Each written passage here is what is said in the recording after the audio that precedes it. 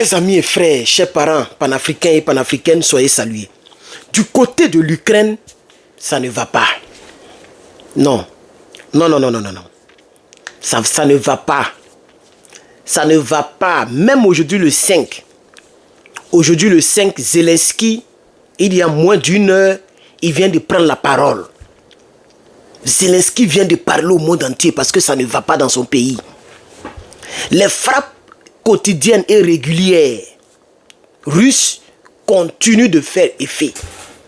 Mais ce qui est bizarre, c'est que les frappes ne sont plus ciblées. Ça frappe un peu partout. Chez les pompiers, chez les secouristes.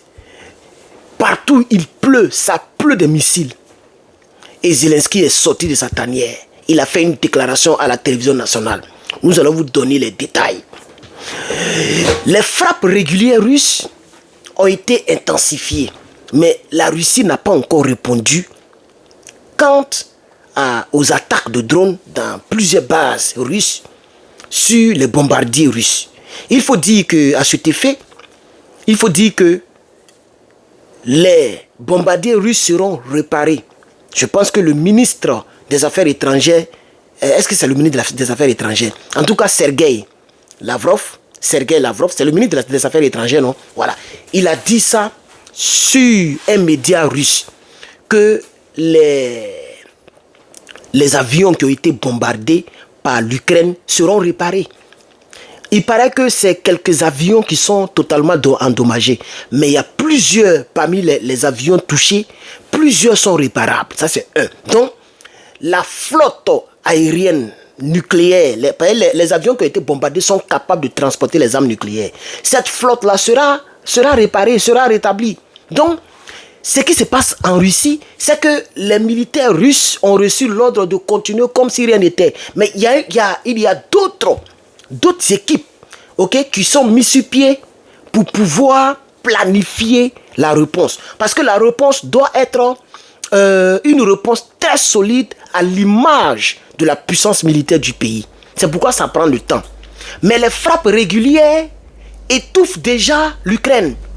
Les gens sont déjà en train de se plaindre. La population se plaint. Les gens sont en train d'éteindre le feu. Oh, ça éteint le feu. Ça éteint le feu. Oh, ça éteint le feu, chers camarades. J'ai vu même des images dans le groupe Telegram comment on appelle ça? Pas mon groupe Telegram. Le groupe Telegram de la défense de la Russie. Vous tapez DOD Russia. Vous allez voir, c'est certifié même. Il y a des centaines de personnes dans ce groupe-là. Je suis aussi dans ce groupe et j'ai vu les images. On ne peut pas les présenter ici. Si on les présente ici, ils vont nous sauter en même temps. Donc, partagez cette vidéo, chers camarades. Nous allons tout à l'heure vous donner la déclaration entière de Zelensky qui traduisent un peu des pleurs. C'est comme s'il est en train de pleurer parce que la Russie est en train de frapper en désordre. Actuellement, ça part dans tous les sens. Le monsieur frappe en désordre. L'armée russe frappe en désordre, chers camarades. Et puis, il y avait une aide des armes qui étaient destinées à l'Ukraine, à Kiev. Ces armes étaient en route. Donald Trump a détourné ça. C'était des aides militaires américaines qui partaient pour renforcer la flotte en armement de Kiev, de l'Ukraine. Et Donald Trump il a détourné ça pour envoyer ça à ses troupes qui sont en Europe. Donc actuellement là, c'est-à-dire l'Ukraine comptait sur ces armes-là. Et Donald Trump a détourné ça, il a envoyé ça chez lui. Ça, il sait que vous êtes déjà au courant. Donc ça prouve combien de fois les frappes ukrainiennes sur les bombardiers russes étaient une grave erreur.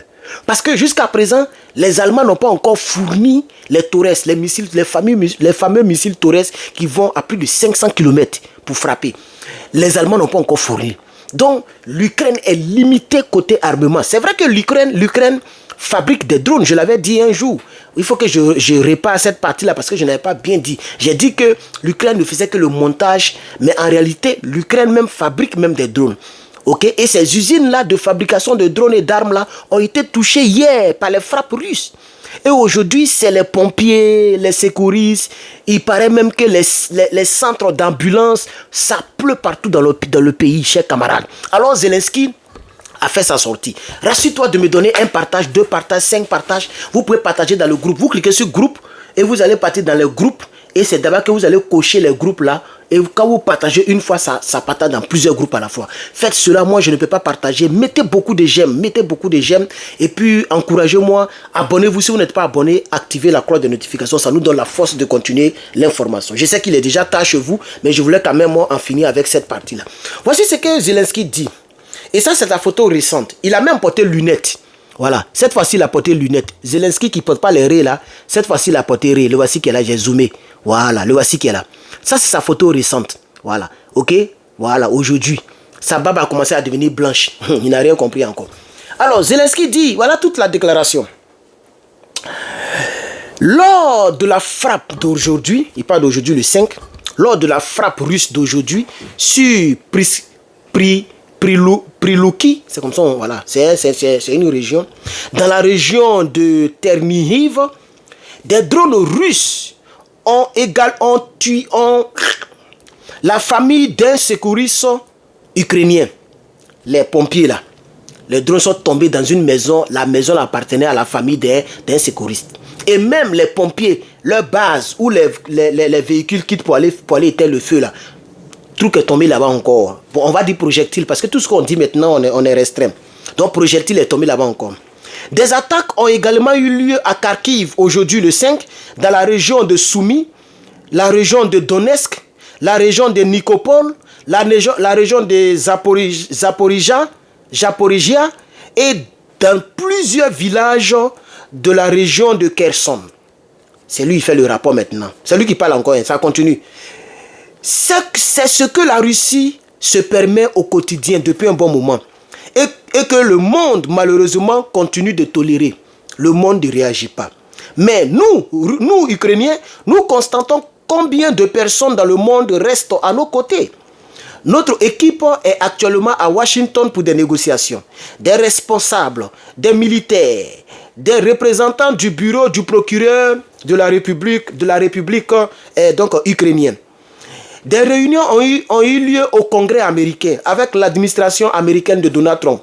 Des journalistes et la société civile ont eu écho de cette rencontre. Il y a compréhension et soutien.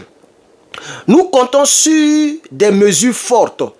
C'est ce qui manque le plus en ce moment. Des mesures fortes, c'est-à-dire les gens veulent qu'on puisse donner des sanctions. Voilà, ils souhaitent que les gens donnent des sanctions, que ça manque. Est-ce que Poutine connaît ce qu'on appelle sanctions? Il n'existe aucune initiative pacifique au monde que la Russie ne rejetterait. Elle déteste tout, sauf les ruines et les meurtres. Et elle doit rendre des comptes. Et voici ce qu'il dit pour terminer. La Russie est fière de sa capacité à... Et à vrai dire, ce pays n'a rien appris de plus. Voilà. Donc le pays n'a rien appris de plus. Voilà. Et l'idée qui est en bas pour terminer la vidéo, c'est que eux, les Ukrainiens, quand ils veulent attaquer, ils attaquent des sites militaires. Quand la Russie veut attaquer, ils attaquent des sites d'habitation, comme la famille du pompier qui a été éliminé par un projectile. Et donc, chers camarades, voici l'information que j'avais à partager. C'est une manière de dire que Zelensky est en train de pleurer parce que c'est pas bon, c'est pas du tout bon. Même aujourd'hui, c'est pas du tout bon. C'est compliqué au fait, hein, c'est compliqué. Cette guerre ne finira guère. Je suis Herman le Patriote. Portez-vous bien. Bonsoir.